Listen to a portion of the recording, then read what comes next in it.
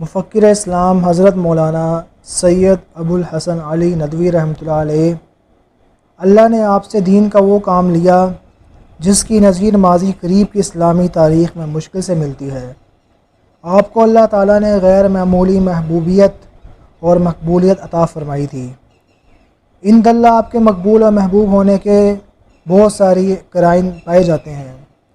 جمعے کے روزے کی حالت میں عین نماز جمعہ سے قبل سورۃ یاسین کی تلاوت کرتے ہوئے آپ کی روح قفس عنصری سے پرواز کر گئی۔ دنیا کے تقریباً تمام بر اعظموں اور اہم ممالک میں آپ کی نماز غائبانہ ادا کی گئی۔ رمضان کی 23ویں شب کو حرم شریف اور مسجد نبوی میں 27 لاکھ سے زائد اللہ کے بندوں نے آپ کی نماز غائبانہ ادا کی اور آپ کی مغفرت اور رفع درجات کے لیے اللہ تعالیٰ سے دعائیں کی۔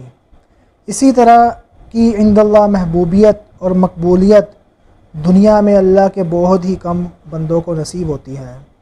مولانا اپنے بچپن میں نہ بہت ذہین تھے نہ بہت چست و چلاک۔ آپ کی علمی صلاحیت بھی مدرسہ میں عام اور درمیانے درجے کے طالب علم کی تھی۔ اس کے باوجود آپ سے اللہ نے دین کا جو کام لیا وہ حیرت انگیز تھا اور تعجب انگیز بھی۔ حضرت مولانا سے جب ان کو حاصل ہونے والی اس توفیق خداوندی کے اسباب کے متعلق پوچھا گیا تو آپ بیان کرتے ہیں کہ اللہ نے ہمارے لیے مقدر دین کی اس خدمت میں ہماری والدہ ماجدہ کی خصوصی دعاؤں کا بڑا حصہ رکھا تھا اور اسی کی برکت تھی۔ آپ کی والدہ ماجدہ بڑی عابدہ، زاہدہ اور ذاکرہ تھیں۔ 93 سال کی عمر میں ان کا انتقال ہوا۔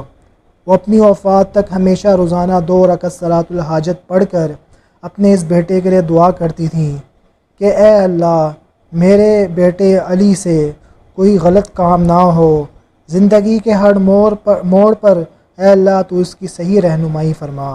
انہوں نے اپنے اس بیٹے کو وصیت کی تھی کہ اے علی تم روزانہ اپنے معمولات میں اس دعا کو شامل کر لو۔ وہ کون سی دعا؟ اللہم آتنی بفضلک افضل ما تؤتی عبادک الصالحین، کہ اے اللہ مجھے اپنے فضل سے اپنے نیک بندوں کو دیے جانے والے حصوں میں سے افضل ترین حصہ عطا فرما۔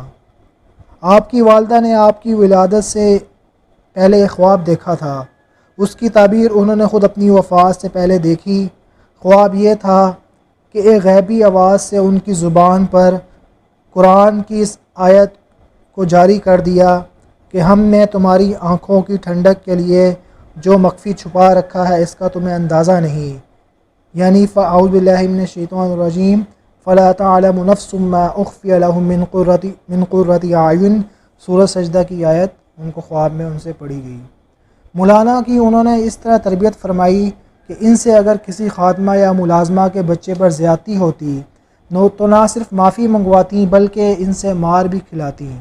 اسی کا نتیجہ تھا کہ بچپن ہی سے مولانا کو ظلم و تکبر سے نفرت تھی اور کسی کی دل آزاری سے وحشت ہوتی تھی۔ عشاء کی نماز پڑھے بغیر اگر سو جاتے تھے تو آپ کی والدہ اٹھا کر نماز پڑھاتیں۔ صبح کو جماعت کے ساتھ نماز فجر کے لیے بھیجتیں۔ فجر کے بعد تلاوت کا ناغہ نہیں ہونے دیتیں۔